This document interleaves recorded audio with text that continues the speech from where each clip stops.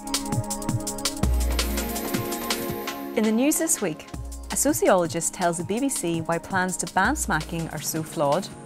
A university LGBT group wants to send bigots to Soviet-style gulags. And the government rejects calls for nationwide abortion buffer zones. Hello. A law criminalising parents for smacking their children has taken a step forward in Scotland after it was announced the SNP would tell its MSPs to give their backing. Currently, parents are permitted to discipline their children with a light smack. But the Scottish Government wants to make this illegal, and there are growing demands to make smacking a criminal offence for the whole of the UK. Speaking on the Victoria Derbyshire programme, sociologist Dr Stuart Waiton exposed the deep flaws in the claims put forward by those pushing for an all-out ban.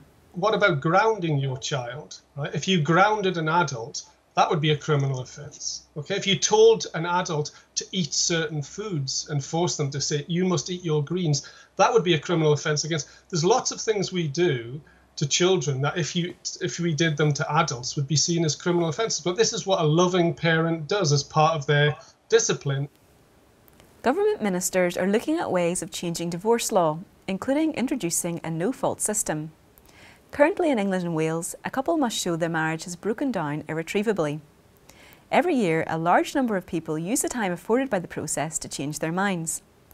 But according to media reports, a consultation on the issue will be announced in the coming months. Justice Secretary David Gauke told the Times newspaper he is increasingly persuaded about changing the law. Baroness Vere of Norbiton told the House of Lords about the government's change of direction.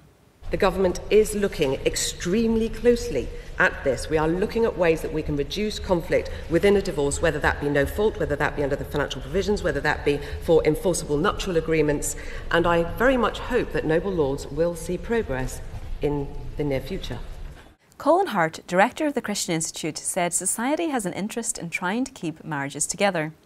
No-fault divorce is pushing that in the wrong direction. People who believe men cannot become women should be sent to Soviet-era labour camps for re-education. That was the extraordinary claim made by Goldsmiths University's LGBTQ+ society on Twitter. The student group then used the social media site to claim gulags had a positive role in changing the minds of Joseph Stalin's opponents. Gulags saw around 20 million people incarcerated, with prisoners working up to 14 hours a day in extreme weather. Countless numbers died. The claims prompted accusations of rewriting history. Goldsmiths Student Union suspended the group, expressing disgust over the social media postings. And finally, nationwide buffer zones will not be introduced around abortion centres, the government has said.